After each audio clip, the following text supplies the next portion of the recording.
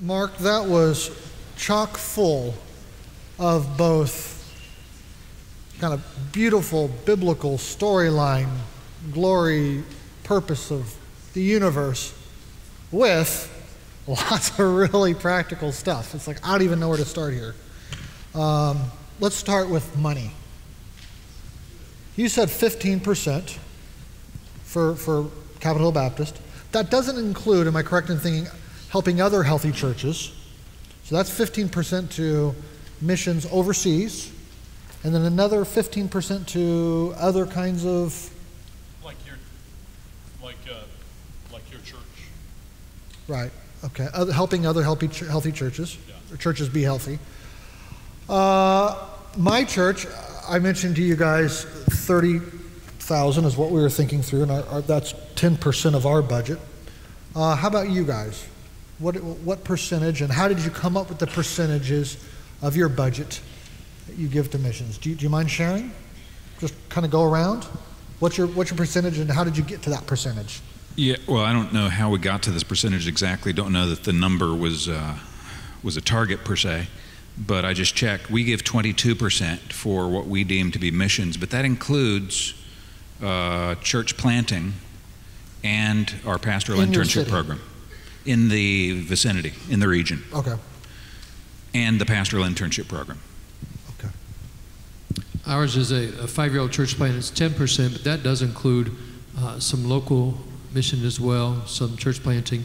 And above that, we take an annual generosity offering that we use for missions. Any idea how you got to 10% or 15%, Mark? Yeah, we were a North American board. What?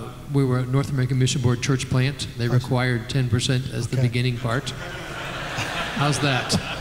That's the answer. So you didn't think long and hard. You just, no, we did what we were told. I wasn't there then, but that's where we started.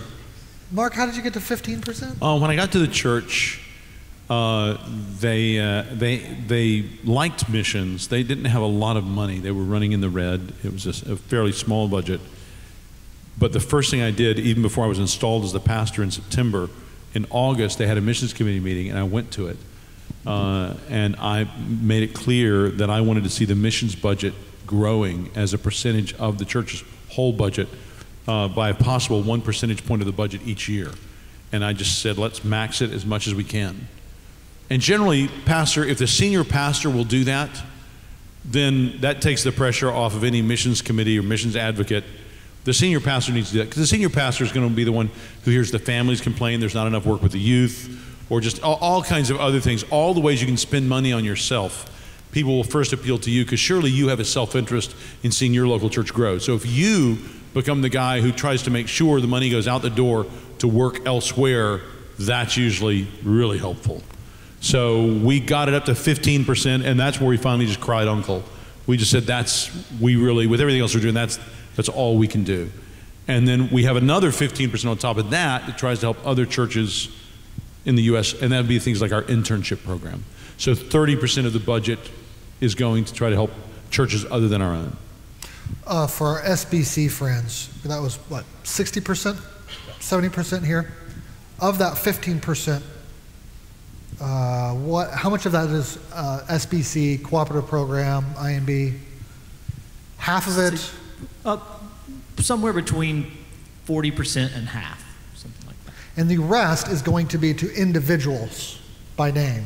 But our SBC giving is kind of broken up too. So some of our SBC giving is in that other 15%, the money that we give to seminaries and other things like that. So it's kind of broken up. And within the international missions, of that 15%, roughly half-ish is going to be directly to the International Mission Board that we cooperate with, and the rest of it is going to be to individual people that maybe we've sent out that are doing things, Bible translation, other stuff that the IMB isn't doing, stuff like that. One thing I might add on the 15%, we don't have a set, agreed upon amount for the rest of the money that we give to help local churches, help send guys to seminary.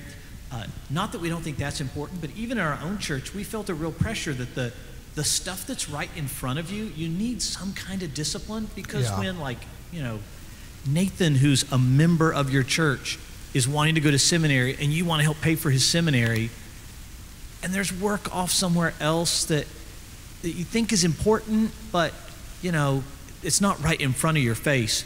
You need some kind of discipline to keep focusing. Carlsons have been in Malaysia forever. We give them $85,000 a year. They'd be great with $78,000. Yeah, we can take that $7,000 and get Nathan his seminary support. Yeah, so we found it's helpful as a church, even as much as I think we're all committed to the idea of international missions, to have some kind of informal discipline that just says, hey, we're not gonna raid this amount of money to pay for Cheverly Baptist Church.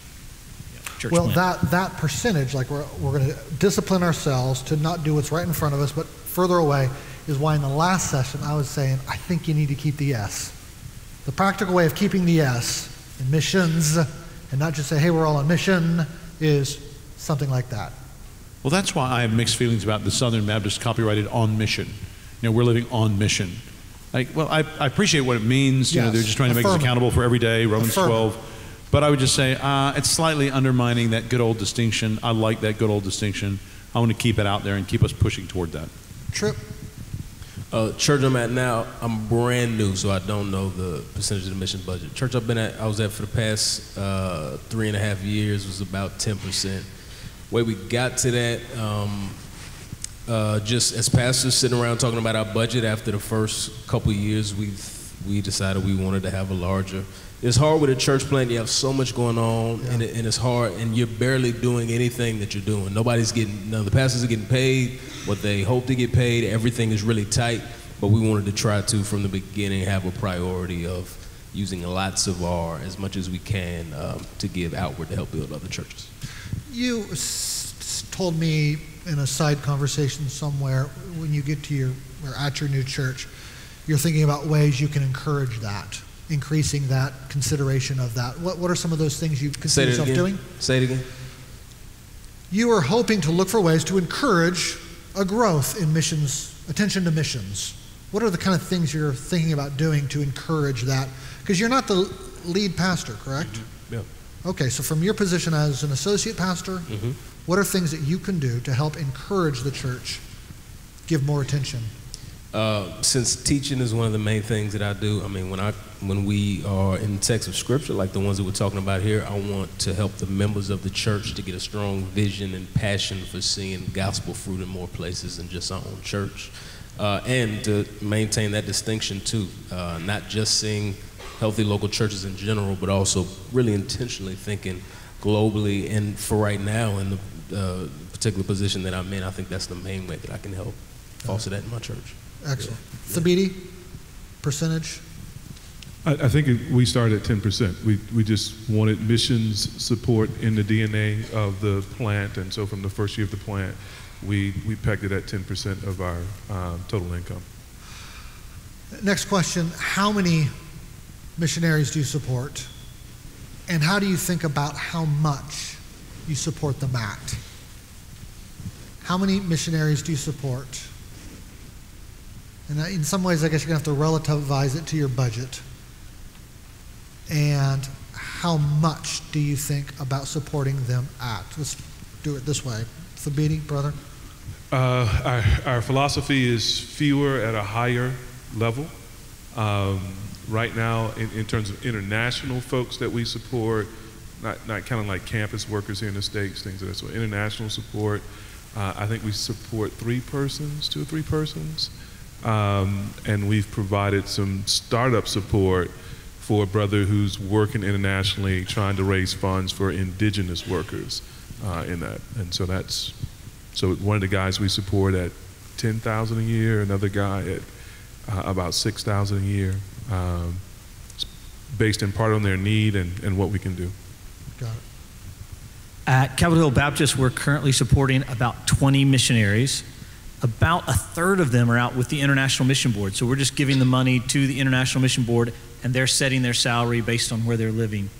Of the other 2/3 that we're sort of directly funding, it does kind of depend. I think the main principle is overall, we want to be their primary source of support or something close to that. So, but then sometimes it just depends on circumstances. Like we had a sister, Lee, who was a Chinese national. She was converted through the ministry of our church. We're the only Christians she'd ever known or been a part of. So it just seemed kind of strange and cruel to send her out, into America to try to go raise funds. So when she went back and did some work, we just supported her entirely, 100%. Then we had another sister, Mandy, who had been doing student work. She already had more support than she needed. She was going to go do work in a country that was way less expensive than DC.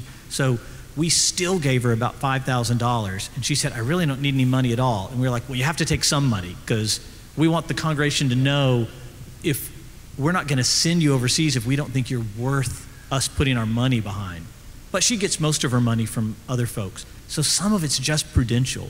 But I think our principle is normally we want to be their main source of support. And if we don't want to do that, we want to think really seriously about whether we should be sending them overseas. And Andy, just a word of explanation about why we want to be their main source of support. One is just we're the people that are going to know them best. If we don't think they're worth us putting this money behind, why would we try to get other people to give them money? We don't need to be sending them overseas, probably. And also, there's accountability that comes with money. I mean, you don't want to sound too commercial, but money does sort of monetize what you think of a relationship. And if we're their primary source of support, it's reasonable for us to expect this kind of relationship where they're coming back and spending their time with us. We don't want them to be getting their support from 100 different places where when they come back to the States, they're having to visit all these churches. We love it if, one family that's in East Asia, there's a church up in Pennsylvania and our church, and together we make up about 90% of this family support. So when they come back, they spend a month and a half with us and a month and a half up in Pennsylvania. And that's all the people they need to visit. That's good for them spiritually. Oh, it's good for them spiritually. Instead of going to 15 churches. Yeah, it's good for our church. We know these people, and it's good for accountability. If there's ever any issues, there's one church, I know who they are, I can give them a call, we can talk together about ways to help them. It just seems wise. Your members are building relationship with that individual because they're there for a whole month and they're learning about what's going on wherever. So it's creating vision in the minds of your members. I think I understood 40% of what you said. It's hard to hear up here, isn't it? It's actually hard for us to hear each other up here. Yeah. You heard what I said, right? Yeah, and it was really good, Jonathan. Yeah. Well done. It was really good. Thank you.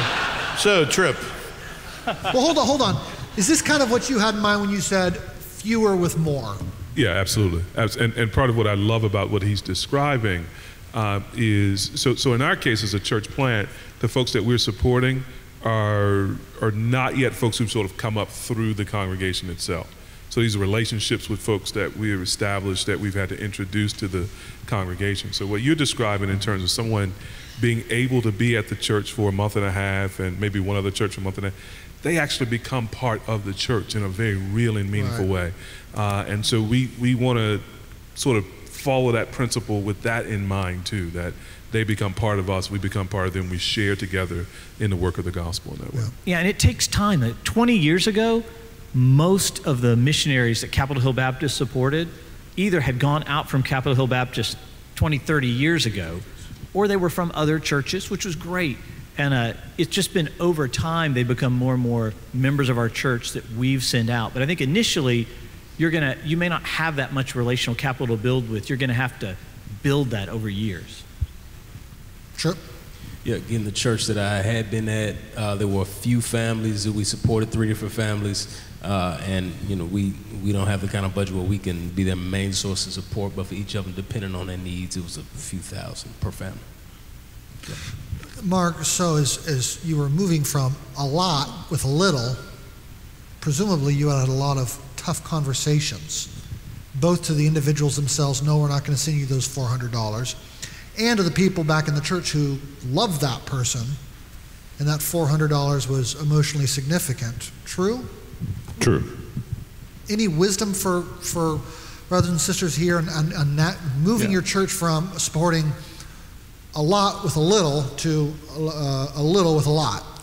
I remember meeting a pastor. We were on the same board together for a few years, and he was a really nice guy, and we were in a story about me having a difficult conversation with a member, and he just smiled. He was in his 60s or 70s. He just smiled and said, I couldn't imagine ever having a conversation like that. And I thought in my head, and I bet you're a miserable pastor. The pastor is not a place for cowards. It's not a place for nice guys. I mean, you want to be nice, you want to be kind, you want to be loving, you want to be merciful, but if you are not willing to be the guy who, there's a conversation that needs to happen that nobody wants to have, if you're not willing to stand up and say, I'm going to go have that conversation, you should not be a pastor. You may win a popularity contest and you may have a large church and everybody may speak well of you, but the Lord will not say well done on the last day. Part of what you have to do, because we're in a fallen world, is you're going to have hard conversations sometimes. And you don't relish it. It's not the main thing you do, but it is an essential part of being a pastor. You just must have those difficult conversations. And yes, when we were changing, for the phrase I used with the missions committee back in 94, 95 was, let's support fewer missionaries to the glory of God. Because I knew it would shock them, and I meant to get their attention. I wanted to be provocative. And what I meant was, instead of supporting 30 couples with $100 or $500 a piece, let's support 3 at $35,000 a piece. And that way we have a much more substantial relationship with them. And it really takes the wear and tear off them. And it was a lot of difficult conversations, and there were some people who had close relationships with him who had some of the hard parts of those conversations for me, because they would have more credit with them and they understood what we were doing and agreed with it. But it's hard sometimes. I mean, there were some it was frankly not that hard to cut off. There was this one guy. Everybody just slightly leaned forward in their seats. Okay, there's this one guy. The one guy. I'm sitting at a missions banquet we had every year at our church back then. He's sitting right next to me. I'm quickly editing details. They had been supporting him for a long time. He'd been on staff at the church. And his wife was working. He stayed at home. He was in America. He was like 100 miles from our church. I asked him what he was doing. He was planting a church. How long had he been planting it? For 10 years. Okay. I would call that a church. You plant a church, you see a church constituted, it's planted, past tense, now you're a church. Maybe a young church, but you're a church. And somebody says they're a church planter for 5 years, I think, well, I kind of know what you mean, but I think if you're giving the Lord's Supper and baptizing, you're a church.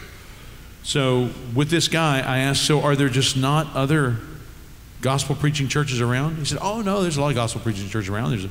He mentioned this large interdenominational church I knew of in this one town like 3 miles from him. Okay. And then I was trying to just go through the toolbox in my mind saying, well, what is he doing there? And I said, oh, are there not any other Baptist churches around? He said, oh no, there's a Baptist church 2 miles that way. He said, but it's an American Baptist church. I said, well, did they preach the gospel? He said, oh yeah. I'm thinking, okay. So I didn't say this to him, but in my mind I'm going, so we're giving you, I don't remember what we're giving him, $10,000, $15,000 a year. It was a lot, because he'd been a staff member. We're giving you $10,000 or $15,000 a year to make sure there is a Southern Baptist church within a 5-mile radius. What an utter waste of God's money. I mean, who cares if there's a Southern Baptist church? We want there to be a faithful gospel preaching church.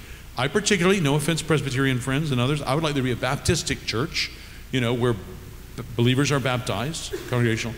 But where they send their mission dollars to, whether it's National Baptist or American Baptist, if they're evangelical, or Southern Baptist or GARBC or one of the other 100 Baptist denominations, that's just not a gospel kingdom concern. That's like which publisher published this. It's just, I love Southeastern Seminary, but we can give them money regardless of whether somebody calls us Southern Baptist. So it's just, I thought that was a very poor use of the congregation's money to help make sure for 10 years this guy gets paid to make sure there's a meeting up there that's not even able to support itself that could be called Southern Baptist. So you had a tough conversation at that moment, yes. Or later. Yes? Yes. I was going on, sorry. Yeah, that's all right. It was all eloquent. Chuck? I believe everyone that's gone out from our church has gone out through the IMB. And so that support comes through our cooperative program and our lottery moon giving. We have a couple of folks that we've helped out of our generosity campaign, which we take that offering once a year. We look at it then annually and see what are some needs that are current. What we give tends to be, it's certainly not majority support for these folks, and it's on an annual basis just to see how we can help them. We're still learning. We're a church plant. We're still trying to figure this out. As of yesterday, we had 2 church members who met to help us think about how do we help shepherd our folks on the field. So this very issue of how do we stay connected with them, how do we love on them from a distance, we're still learning. Got it. I want to echo what Mark said about the importance of reforming your missions budget. This happened in the life of our church about a decade ago. The church was moving, I think, in a positive, healthy direction. The elders came to recognize that many of the people we were supporting on our missions budget were simply operating with a different ministry philosophy and often with different underlying theology, and that the work they were doing wasn't work that we really wanted to support. So we had to start the hard work of really assessing who was on that supported worker list. Now it's... Time out. Different theology. Are we talking baptism? Are we talking gospel? Are we talking... What category are we in? That's authority of Scripture? Yeah, a lot of pragmatic philosophy to ministry, issues of God's sovereignty that would have come out in counseling and such. Okay, sorry. Go back to... So, after 5 hard years of reforming the missions budget, now we have 6 or 8 people, and they're doing work in places like Jordan, Kazakhstan, reaching Afghans, Iranians, and work in the local area. Do you have any more cool stories for us? I'll tell you later. I think you've got more to cover. Yeah, you're right. Sorry. On Mark's, you made the point about this guy who had been out, wasn't any fruit to speak of. That kind of brings me to my next question is, what do you do with missionaries that just don't seem to bear fruit? I mean, we have the Adoniram Judson, 6 to 7 years before a convert. Okay, we applaud that sort of perseverance and we commend it. At the same time, it does seem like there are some people who perhaps are just in the wrong place, shouldn't be doing that, doesn't seem like a wise investment. How do you as churches assess success? Like, we all know it's faithfulness.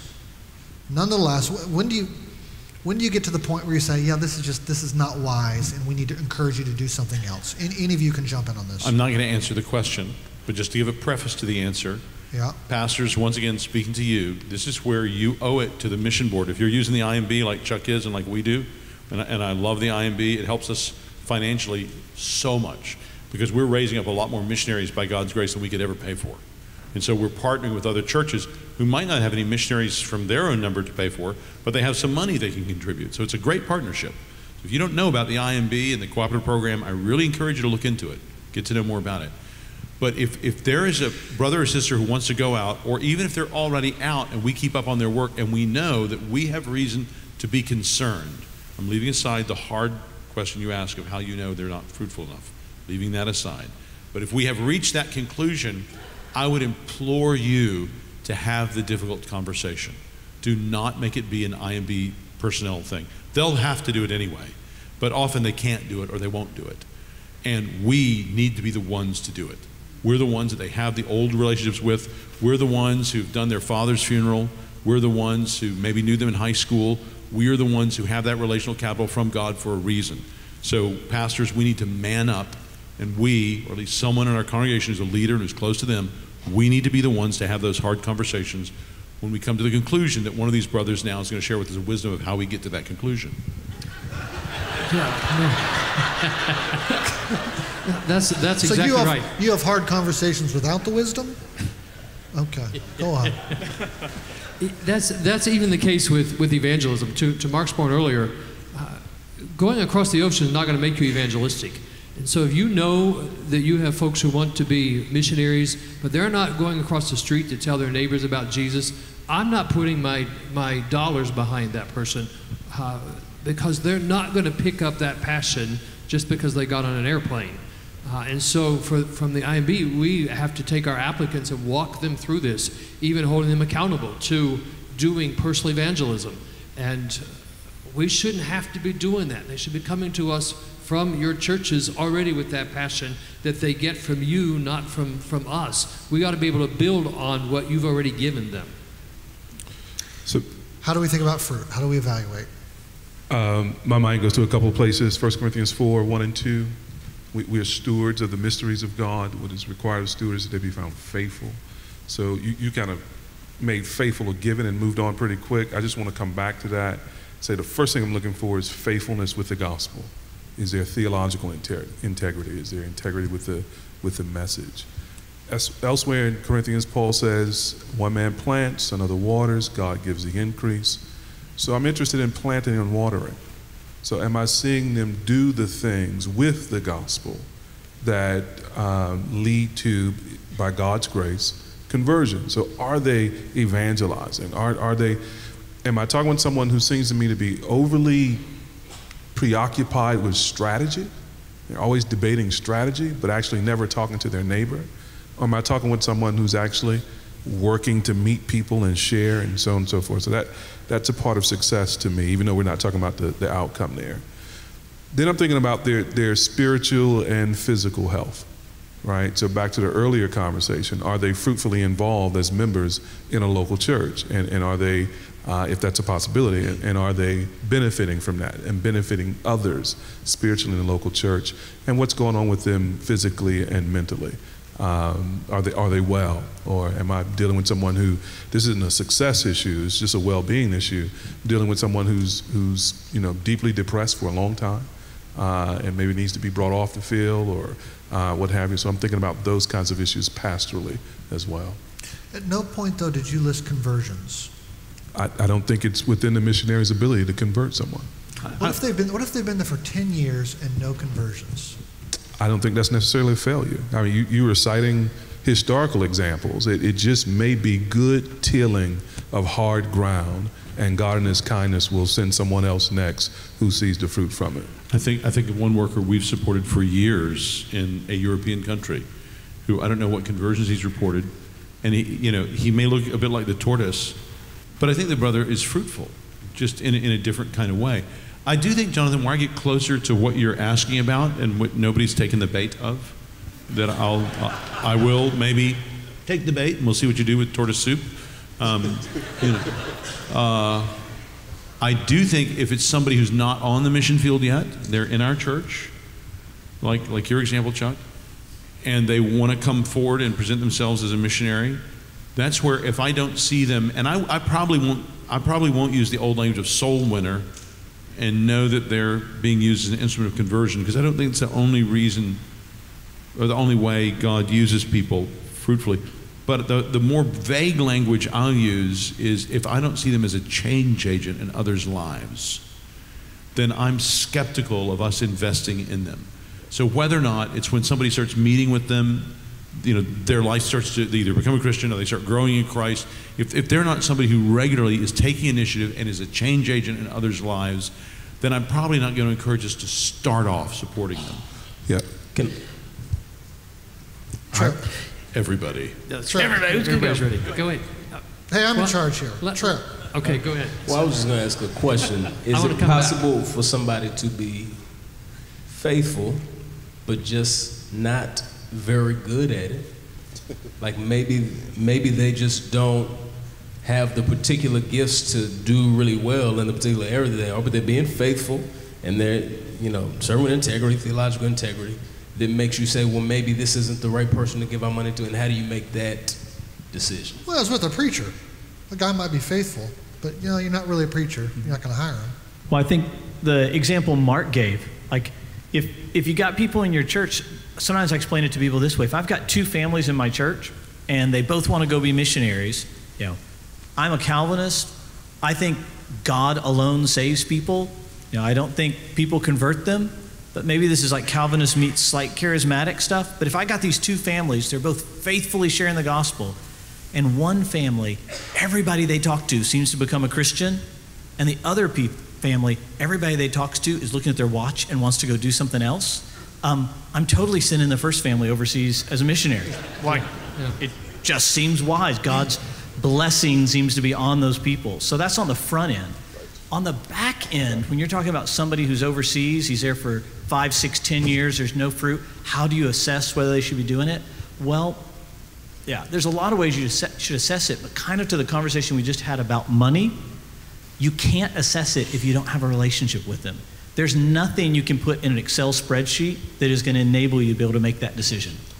Like what the BD's saying. Like, you're going to have to know that person, know their life. You're probably going to have to go spend time with them overseas and see what they're doing. Yeah. There's just not a quick, easy, plug in the numbers way to decide whether somebody's faithful. And you may get over there and say, hey, this person just doesn't seem to function well in another culture. They're not talking to other people. They haven't learned the language yet. I think this just isn't for them. But it's going to take time and a relationship. You can't do it by just looking at a column of numbers of conversions. Got it. Helpful. Yeah, I think that's critical, Andy. I think it's easy to get a report from somebody from across the seas and say, I've been faithful.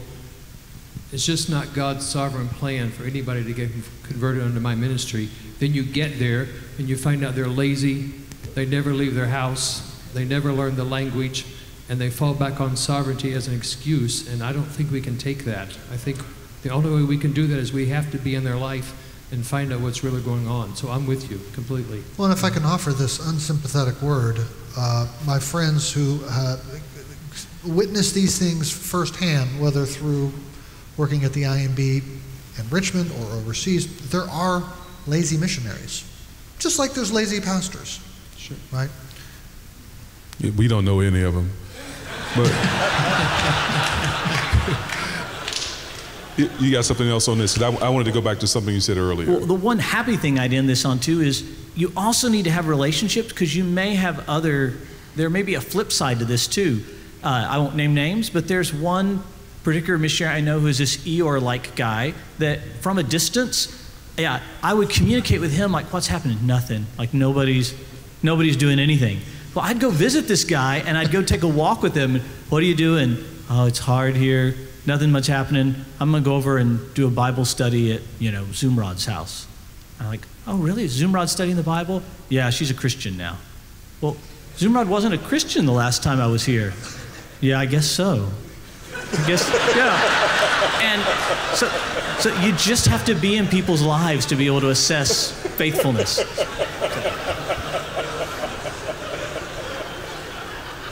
Last word, Davidi.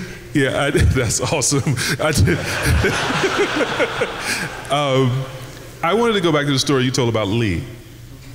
Chinese sister converted at your church, grows up in the faith there, and now is looking to go and serve in some way.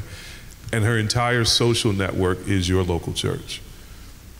The point I want to draw out from that is that there are lots of ethnic minorities for whom the sort of social network for raising support to go is quite small. And I just want to encourage people to have an eye toward some persons who are coming from ethnic backgrounds for whom that's a challenge, and to be particularly generous and supportive with persons in that category. Helpful.